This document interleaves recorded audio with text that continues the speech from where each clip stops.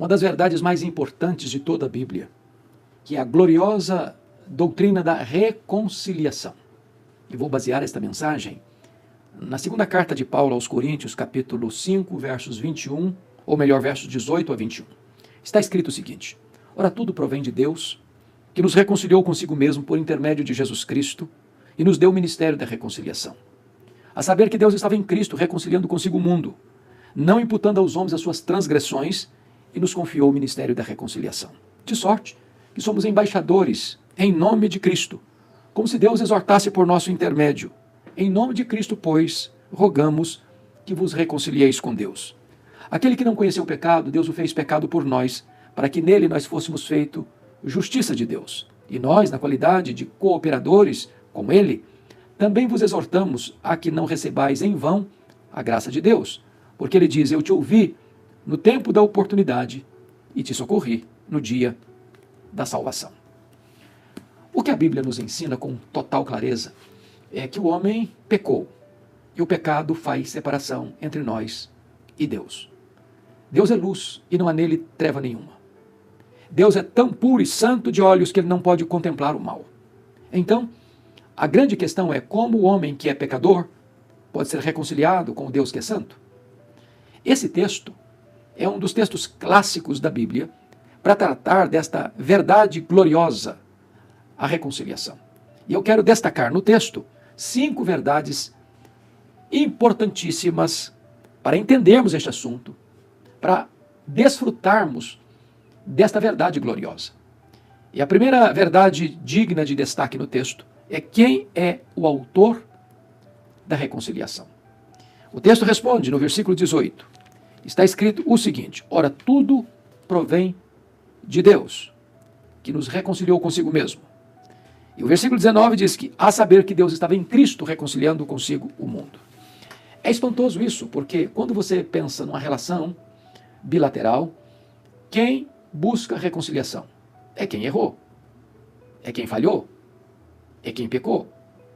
O transgressor, convencido do seu erro, procura a pessoa a quem ofendeu, a quem lesou, a quem ofendeu, a quem machucou, para pedir perdão, para se reconciliar.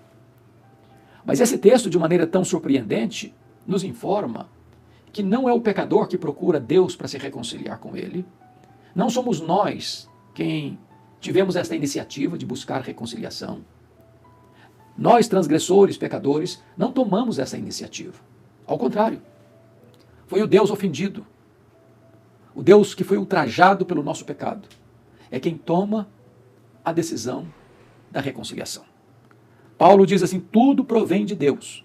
Aliás, a salvação é uma obra de Deus, de ponta a ponta.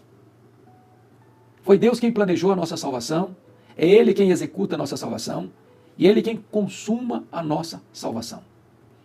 Então, é glorioso você saber que Deus dá o passo inicial da reconciliação. A decisão é dele. Foi Ele que nos reconciliou consigo mesmo por meio de Jesus. O ofendido procura o ofensor. O ofendido estende a mão ao ofensor. O ofendido paga a dívida do ofensor. O ofendido se sacrifica para que o ofensor seja reconciliado com ele. A salvação é uma obra de Deus. É uma iniciativa de Deus, para que toda a glória da nossa salvação pertença a Deus. Esta é uma verdade magna, gloriosa, surpreendente, magnífica. É o pai do pródigo, que não termina de escutar a confissão dele, que se dispondo a se tornar apenas um trabalhador. E o pai corre, o pai abraça, o pai beija, manda trazer o anel, as sandálias, as vestes, matar o bezerro cevado e celebrar uma grande festa, retratando para nós que a nossa salvação, a nossa reconciliação, tem como autor o próprio Deus. Mas esse texto traz uma segunda verdade exponencial. Se Deus, o Pai, é o autor da reconciliação, a pergunta é: quem é o agente dessa reconciliação? E o texto vai nos responder: ora, tudo provém de Deus, versículo 18, que nos reconciliou consigo mesmo por meio de Cristo. Por meio de Cristo. E o verso 19 diz: a saber que Deus estava em Cristo reconciliando consigo o mundo.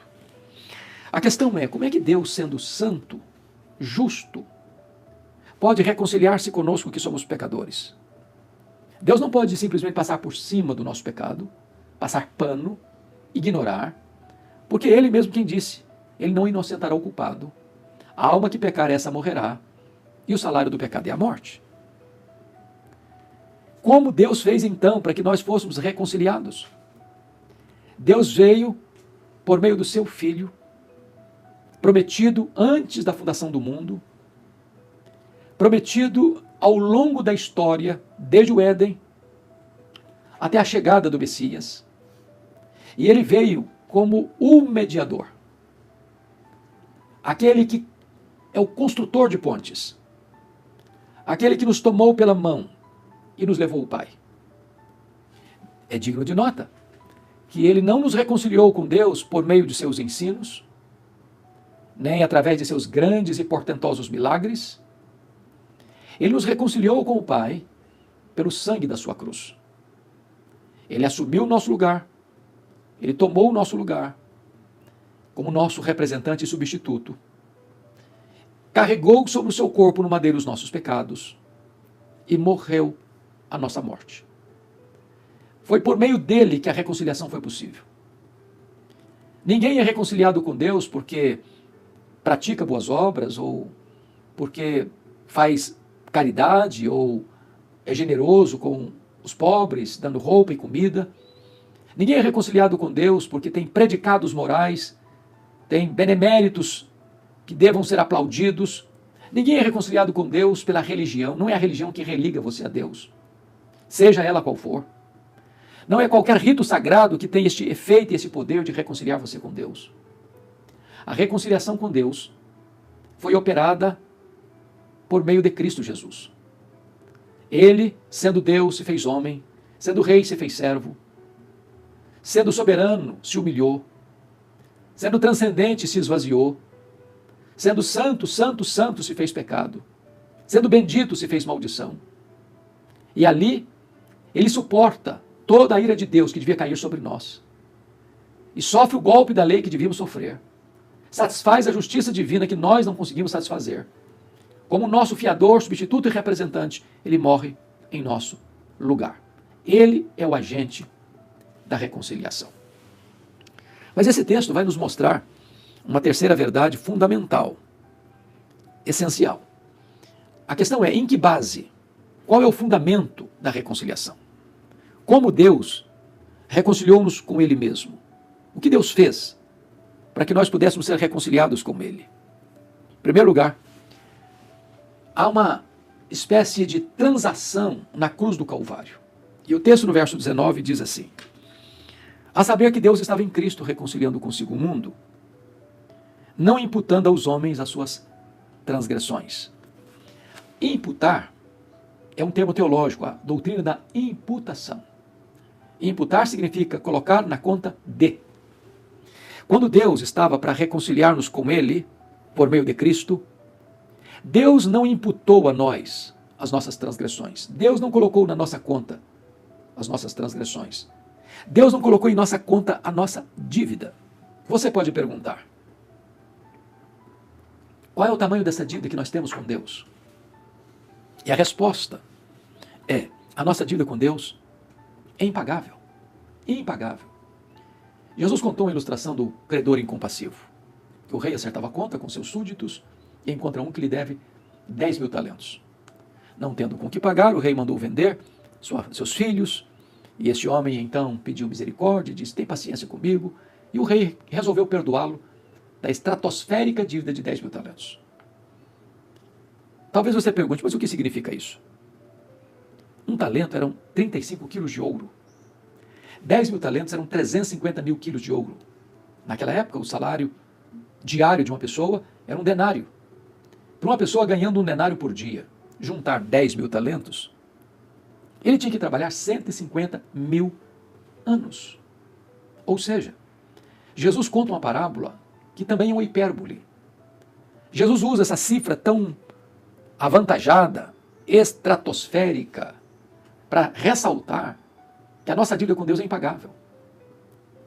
Não poderíamos jamais quitar esse débito. Somos pecadores. O salário do pecado é a morte.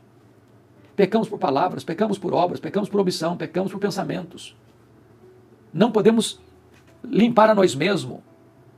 Não podemos tirar as nossas manchas. Como diz o profeta Jeremias, como o leopardo não pode mudar suas manchas, nem o etíope a sua pele, também não podemos fazer o bem, acostumados nós a fazer o mal. Então, a primeira coisa que Deus fez foi não colocar em nossa conta a nossa dívida. Mas vem a segunda transação. Se Deus não colocou a minha dívida na minha conta, colocou-a na conta de quem? E o versículo 21 responde essa pergunta. Aquele que não conheceu o pecado, Deus o fez pecado por nós. A Bíblia diz lá em Isaías 53 que Deus lançou sobre ele a iniquidade de todos nós. A Bíblia diz em 1 de Pedro 2,24 que Jesus carregou sobre o seu corpo no madeiro os nossos pecados. Naquele momento, ele foi feito pecado. Não havia beleza nele. O sol escondeu o rosto dele.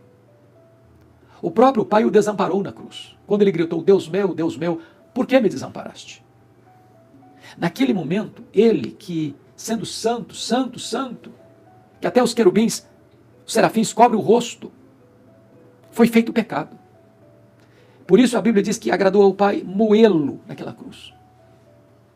As nossas mazelas, as nossas iniquidades, a sujeira do nosso pecado, a malignidade do nosso pecado, estava sobre ele. Como o salário do pecado é a morte, agradou ao Pai moê-lo naquela cruz. E Deus vindicou a sua justiça e fez cumprir a sua lei, golpeando o seu próprio filho. E é por isso que entendemos que Cristo não foi para aquela cruz porque sucumbiu ao poder de Roma, porque Judas o traiu, porque Pedro negou, porque Pilatos o condenou, porque os soldados o pregaram naquele madeiro. Não, 1000 vezes não. Jesus caminha para aquela cruz como um rei caminhou para a sua coroação. A Bíblia diz que Deus prova o seu próprio amor para conosco pelo fato de ter Cristo morrido por nós, sendo nós ainda pecadores. Deus não poupou o seu próprio Filho, antes por todos nós o entregou. Quando Jesus estava na cruz, e ele foi feito pecado por nós, foi feito maldição por nós, ele dá um brado na cruz, a sexta palavra da cruz, está consumado, está pago, tetelestai. Colossenses 2,14 diz que ele pegou o escrito de dívida que era contra nós, rasgou, anulou e o encravou na cruz. Ali Jesus estava quitando o nosso débito, pagando a nossa dívida, morrendo pelos nossos pecados. Nossa dívida foi quitada. Esta dívida impagável foi totalmente paga. Completamente paga. É por isso que agora, Romanos 8,1 diz assim, já nenhuma condenação há mais para aqueles que estão em Cristo Jesus, nosso Senhor. Então, está aqui, primeiro, Deus não pôs em minha conta a minha dívida. Deus pôs a minha dívida na conta de Cristo. E Cristo pagou por completo a minha dívida. Essa foi a obra de Cristo, para que fôssemos reconciliados com Deus. Mas uma terceira transação aqui ainda no texto. Está no versículo 21. Aquele que não conheceu o pecado, Deus o fez pecado por nós, para que nele nós fôssemos feitos justiça de Deus. Essa é a doutrina da justificação, que está aqui dentro desta doutrina da reconciliação. O que é a justificação? A Bíblia diz que todos pecaram e destituídos estão da glória de Deus. Não há justo nenhum sequer. A Bíblia diz que todos nós teremos que comparecer perante o tribunal de Deus para prestar contas da nossa vida. Naquele dia do grande juízo, os livros serão abertos e nós vamos ser julgados segundo estiver escrito nos livros. Vamos ser julgados pelas nossas palavras. Vamos dar conta no dia do juízo por todas as palavras frívolas que proferimos. Vamos dar conta das nossas obras, aquilo que nós fizemos e escondemos das pessoas. Vamos dar contas das nossas omissões, deixamos de fazer, e se você sabe que deve fazer o bem, não faz, nisso você está pecando. Vamos dar contas dos nossos pensamentos impuros, sujos. A Bíblia diz que Deus vai julgar o segredo do nosso coração. Certamente por esses critérios, palavras, obras, omissões e pensamentos, nenhum de nós será inocentado diante do tribunal de Deus. Em todos esses quesitos de julgamento, sairemos condenados. Não há esperança. O homem não pode salvar a si mesmo. Como uma pessoa não pode se levantar pelos cordões dos seus próprios sapatos. O que é glorioso é que o que nós não podemos fazer, Deus fez por nós em Cristo Jesus. Quando os nossos pecados foram lançados sobre Ele, sobre Cristo na cruz, Ele deu um brado e disse, está consumado. Ele pagou nossa dívida, Ele quitou nosso débito. Ele morreu pelos nossos pecados. Mas diz a Bíblia que Ele ressuscitou para a nossa justificação. E justificação é um ato legal, é um ato jurídico, é um ato forense. Não acontece dentro de você, mas fora de você, não na terra, mas no tribunal de Deus. Quando Deus declara que em virtude da morte substitutiva de Jesus, você que nele crê, é declarado diante do tribunal de Deus como justo. Porque a justiça de Jesus, o justo, foi imputada na sua conta. Os seus pecados foram imputados na conta de Cristo e a justiça de Cristo foi imputada na sua conta. Quando Deus puxa a sua ficha no tribunal do céu, não apenas está lá, não deve mais nada, mas está lá, tem um crédito infinito na sua conta. Toda a justiça de Cristo está depositada na sua conta. Aquele que não conheceu o pecado, Deus o fez pecado por nós, para que nele nós fôssemos feitos justiça de Deus. Quando você crê no Senhor Jesus, automaticamente você recebe um crédito infinito. Toda a justiça de Jesus, creditada, depositada na sua conta. É por isso que temos uma base legal para a reconciliação. Qual é a base legal? Deus não colocou na sua conta a sua dívida, suas transgressões. Deus colocou suas transgressões sobre o seu Filho, nosso substituto. Esse Cristo bendito foi feito pecado e maldição por nós e morreu pelos nossos pecados, ressuscitando para a nossa justificação. E agora toda a sua justiça é colocada na nossa conta. Portanto, nenhuma condenação a mais para aqueles que estão em Cristo Jesus. Paulo, escrevendo aos Romanos, pergunta: quem intentará acusação contra os eleitos de Deus? É Deus quem os justifica. Quem os condenará? É Cristo Jesus quem morreu, o antes quem ressuscitou, o qual está à destra de Deus e também intercede por nós. Portanto, Deus é o autor da reconciliação, Jesus é o agente da reconciliação e o sacrifício de Cristo na cruz é a base legal da nossa reconciliação. Mas esse texto ainda nos oferece uma quarta verdade. É a oferta da reconciliação. Me permita ler para você o versículo 20. De sorte que somos embaixadores em nome de Cristo, como se Deus exortasse por nosso intermédio. Em nome de Cristo, pois, rogamos que vos reconcilieis com Deus. O versículo 18 diz que Deus nos deu o ministério da reconciliação. Nós somos embaixadores, nós que fomos reconciliados com Deus, somos constituídos embaixadores. O embaixador é alguém que representa o seu país em outra terra, em outra nação. A nossa pátria está no céu, diz a Bíblia. Nós somos cidadãos dos céus. Nós estamos aqui numa missão. Somos ministros da reconciliação. Somos embaixadores de Deus. Então, você que talvez tenha aí no seu coração algum sentimento de complexo de inferioridade, ou uma autoestima achatada, ou acha que sua vida não tem propósito, você está na igreja, mas acha que você não tem ministério nenhum na igreja, saiba disso, você já recebeu um ministério, o ministério da reconciliação. Não se sinta apequenado não, você é embaixador de Deus. Você é um representante do céu. As leis que governam o embaixador não são as leis daquele país onde está, mas as leis do seu país. Ele não está lá para fazer a sua própria vontade, ele está lá representando a sua nação. É um porta-voz da sua nação. Nós estamos neste mundo, mas a nossa pátria não está aqui. As leis que nos governam não são daqui. Nós estamos aqui com uma missão. Somos ministros da reconciliação. E nós estamos aqui rogando a você, rogando às pessoas que se reconciliem com Deus. É um apelo veemente, com senso de urgência. Porque a única possibilidade de alguém ser salvo é reconciliando-se com Deus. Buscando a Deus enquanto é tempo, invocando enquanto Ele está perto. Porque haverá um dia em que a porta da graça estará fechada. Será o grande dia do juízo. Não haverá mais chance, oportunidade. O Cristo, que agora é o nosso advogado junto ao Pai, amanhã será o nosso juiz. Então eu estou agora, em nome de Jesus, rogando a você, reconcilie-se com Deus. Abandone a sua rebeldia. Abandone o pecado. Corra para Deus. Ele é rico em perdoar. Ele tem prazer na misericórdia. Não importa quão longe você tenha ido, quão profundamente você tenha caído, quantas mazelas você fez ou praticou, em quantas enrascadas a sua alma está mergulhada nesse cipoal. Hoje o Senhor Jesus liberta você, hoje o Senhor Jesus restaura você, hoje o Senhor Jesus lava você com seu sangue, hoje você pode ser reconciliado com Deus. Lá no meu estado, o estado do Espírito Santo, é uma das histórias mais comoventes que já ouvi do meu estado. Havia um grande fazendeiro lá no sul do estado, que tinha um filho que lhe dava muito trabalho. E um dia esse filho se exasperou com seu pai, xingou o pai, brigou com o pai, fez o escarcéu e saiu de casa, com promessa de nunca mais voltar. Pai e filho estavam brigados. A mãe, entretanto, quando a família se reuniu para o primeiro jantar depois da saída do filho, ao ver a cadeira vazia, se entristeceu. No dia seguinte, a tristeza estava maior. No terceiro dia, as lágrimas rolavam no seu rosto. Uma semana aquela mulher não conseguiu assentar-se à mesa para comer.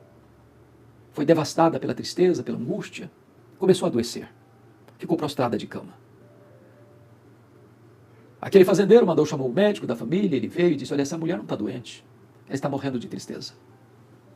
A única chance dessa mulher recuperar a saúde, porque ela está muito, muito debilitada, é trazer o filho de volta. O fazendeiro mandou seus empregados atrás do menino. Depois de alguns dias o encontraram, longe de casa. Trouxeram-no. Ele entrou por uma porta, o pai saiu pela outra. Quando o menino entrou no quarto da mãe, ela já estava sem forças, sequer para falar. Ela fez gestos para que trouxesse o seu marido. E naquele momento, o filho de um lado da cama, o marido do outro lado da cama, ela pega a mão do filho, ela pega a mão do marido, une as duas mãos sobre o seu peito. E com este gesto, ela morreu. Morreu para reconciliar pai e filho. Essa ilustração não é tão oportuna para ilustrar o que eu estou querendo apresentar, porque Deus nunca brigou conosco. Nós nos afastamos dele. Nós nos rebelamos contra ele. Ele nunca deixou de nos amar. Ele nunca deixou de nos buscar. Seu amor é eterno e ele nos atrai para si com cordas de amor. Mas por causa do nosso pecado, o nosso pecado faz separação entre nós e o nosso Deus. Então Jesus Cristo veio, enviado pelo próprio Pai. Não para que Deus passasse a nos amar, não. A cruz não é a causa do amor de Deus, é a consequência do amor de Deus. Deus não passou a nos amar porque Cristo morreu por nós. Cristo morreu por nós porque Deus nos amou com amor eterno. E Cristo na cruz nos reconcilia com o Pai. Porque o nosso pecado que fazia separação entre nós e Deus foi levado para a cruz. E ali Cristo pagou com seu sangue a nossa dívida, para que nós pudéssemos ser reconciliados com Deus. Agora eu conclamo você e rogo a você em nome de Jesus, que você se reconcilie com Deus. Mas eu quero apresentar o quinto e último ponto desta mensagem. Primeiro, o autor da reconciliação é Deus. Segundo, o agente da reconciliação é Cristo. Terceiro, o fundamento, a base da salvação é a morte de Cristo na cruz. Quarto, a oferta da salvação é hoje oferecida a você. E eu estou aqui como embaixador de Deus, rogando a você que se reconcilie com Deus. Mas em quinto e último lugar, há perigos muito solenes que você corre se você não se reconciliar com Deus. No capítulo 6, verso 1, tem o primeiro perigo. E nós, na qualidade de cooperadores com ele, também vos exortamos a que não recebais em vão a graça de Deus. O que é receber em vão a graça de Deus? É ouvir e não dar atenção. É entrar por um ouvido e sair pelo outro. É jamais hospedar no coração esta oferta da graça. É fechar com as próprias mãos a porta da oportunidade. É endurecer a cerviz. É não se humilhar debaixo da poderosa mão de Deus. É não se quebrantar diante da exortação divina. É recusar esta oferta gratuita da salvação em Cristo Jesus. A Bíblia diz: como escaparemos nós se negligenciarmos tão grande salvação? Não jogue fora a graça de Deus. Ela é o banquete da sua salvação. Receba com fé, para que você seja reconciliado com Deus. Mas em último e final lugar, o segundo perigo está aí no versículo 2. Porque ele diz: eu te ouvi no tempo da oportunidade e te socorri no dia da salvação. Eis agora o tempo, sobremodo oportuno, eis agora o dia da salvação. O segundo perigo é de você adiar essa decisão, de você deixar para depois. Porque hoje é o dia da salvação. Amanhã pode ser tarde demais. Amanhã o seu coração pode estar endurecido. Amanhã você pode ser ceifado repentinamente, sem chance de se arrepender. Então amanhã não lhe pertence e você não o administra. Mas hoje, a porta da graça está aberta. Hoje o Pai espera você de braços abertos para lhe abraçar e lhe beijar e fazer uma festa, a festa da reconciliação. Hoje é o tempo oportuno de Deus. Agora é o momento certo de você se voltar para Deus. Que verdade bendita. Que doutrina gloriosa. O Deus de toda a graça é o Deus da reconciliação. Então, Deus é o autor, Cristo é o agente. A base é a morte de Cristo na cruz. A oferta é feita agora a você. Mas há perigos. E esses perigos são mortais. Não receba a graça de Deus em vão. E não adie a mais importante decisão da sua vida. Que Deus abençoe você. Eu quero orar em seu favor nesse momento. Ó Deus, a tua palavra foi exposta. E eu te peço, no poderoso nome de Jesus, que tu toques este coração que está nos assistindo agora. Tenho plena consciência, Deus, de que eu só posso falar aos ouvidos, mas só tu tens poder de falar aos corações. Então fala a este coração, Senhor, que talvez está longe de ti, que talvez se desviou dos teus caminhos, para que agora mesmo ouça a voz do Evangelho e se volte para ti, pois tu és rico em perdoar e tem prazer na misericórdia. Assim eu oro e clamo, como embaixador teu, em nome de Jesus. Amém.